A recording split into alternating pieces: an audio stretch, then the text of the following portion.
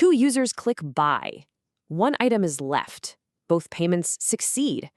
Now your database has to decide what reality means.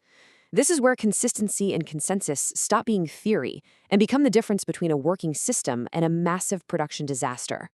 Welcome to this explainer. Today, we're tearing apart the inner workings of distributed data systems to uncover exactly how they manage inevitable failure. You see, distributed systems aren't just about storing data on a bunch of machines. They're about getting all those machines to agree on a single version of reality, despite delays, crashes, and just constant, unpredictable uncertainty. So, let's get right into it. Section 1. When realities collide. All right, so when you've got a single database running on a single machine, reality is pretty easy to figure out, right? An event either happened or didn't. But the second you split your data across multiple nodes, you introduce the network. Imagine two data centers, and they're perfectly replicating data back and forth, until, suddenly, a network partition completely severs their connection. The tricky part? The clients have no idea. They just keep connecting and sending requests to both sides. Without some kind of strict coordination, those data centers instantly diverge into multiple conflicting realities. This split-brain scenario? That is exactly how you end up with negative e-commerce inventory, or how one bank balance gets spent twice. It is an absolute nightmare for developers. Section 2. The illusion of one. So how exactly do databases save us from this multi-reality chaos? Well, they try to protect us with a powerful abstraction called linearization. Basically, this is the illusion that there's only one single copy of the data and that all operations on it are atomic. To put it simply, it's a strict recency guarantee based purely on what the user observes. So if Alice updates her profile picture, and immediately after that Bob loads her profile, Bob absolutely must see the new picture. If he gets served a stale cached version from some lagging database replica, boom, the illusion is totally shattered. Let's picture a live sports match. The referee updates the final score. Germany 1, Argentina 0. That right hits the leader database and immediately starts replicating out to the followers. But look at what happens to the users here. Alice queries follower 1 right after it receives the update, and she cheers because Germany won.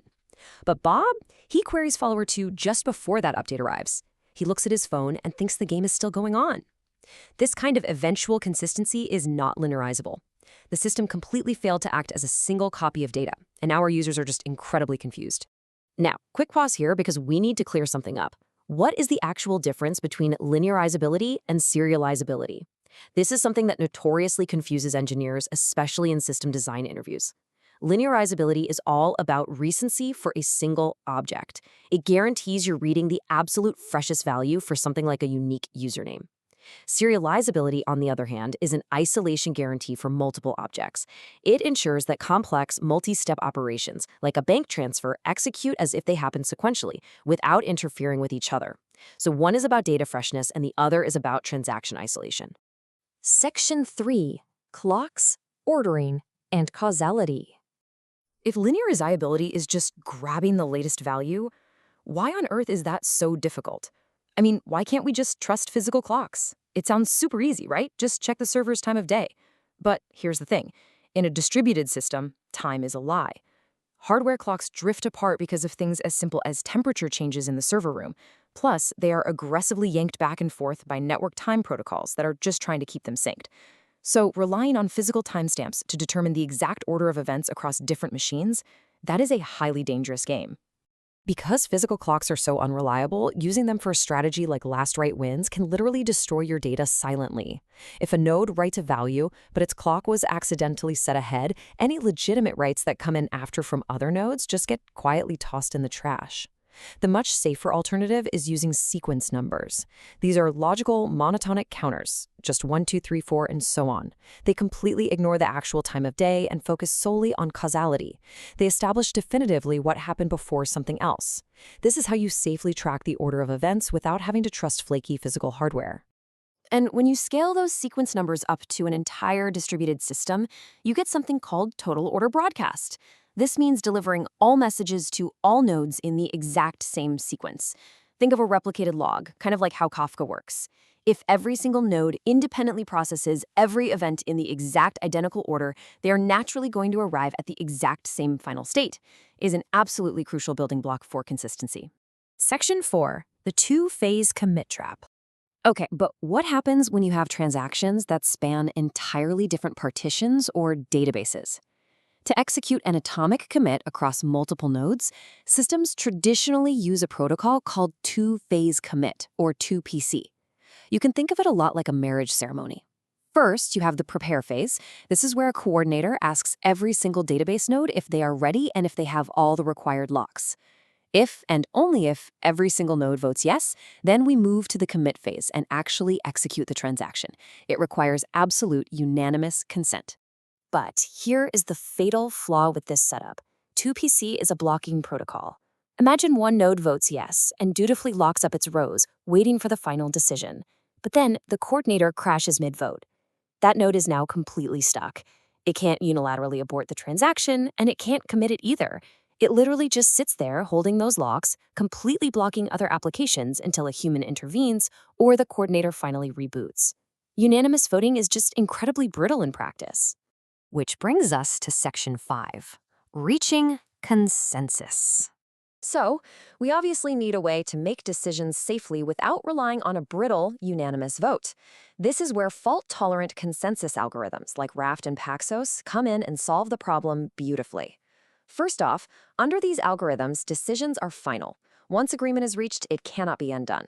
But the real magic here is that they only require a majority vote, not a unanimous one. If you have a cluster of 5 nodes, you only need 3 to agree. This means your system can keep moving forward and serving requests, even if a minority of your nodes literally burst into flames or get completely cut off by a network partition. Now, you might be sitting there thinking, I'm a software engineer, I'm not going to sit down and write Paxos from scratch, and please don't. That is honestly a terrible idea. Instead, we rely on highly tested practical coordination services. For instance, Apache Zookeeper uses an algorithm called ZAB, while ETD uses raft. Whenever you rely on Kubernetes to elect a new leader pod when an old one dies, or when you use a distributed lock to make sure a cron job only runs exactly once across your entire fleet, you are relying on fault-tolerant consensus under the hood to protect you from split-brain scenarios. Section 6, creating shared truth. So, if consensus is so amazing, why don't we just use it for literally every single database read and write? Well, the reality is that strong consistency comes with some pretty severe costs. It requires constant network coordination, which significantly increases latency. And crucially, during a network partition, a consensus-based system will intentionally halt operations rather than serve inconsistent data. You have to remember, distributed systems don't prevent failure, they manage it. This hit to performance and availability is essentially the invisible engine working under the hood to ensure your unique username remains actually unique, to prevent double spending in payment systems, and to keep your e-commerce shopping cart perfectly accurate. I want to leave you with this final, really important thought. Consensus is not about making machines perfect. It is about making failure predictable enough that the system can still agree. The next time you rely on a database to process a payment or lock a critical resource, just remember the massive amount of theoretical and practical engineering working tirelessly behind the scenes to hide the chaos of the network from you. Thanks for joining me on This Explainer.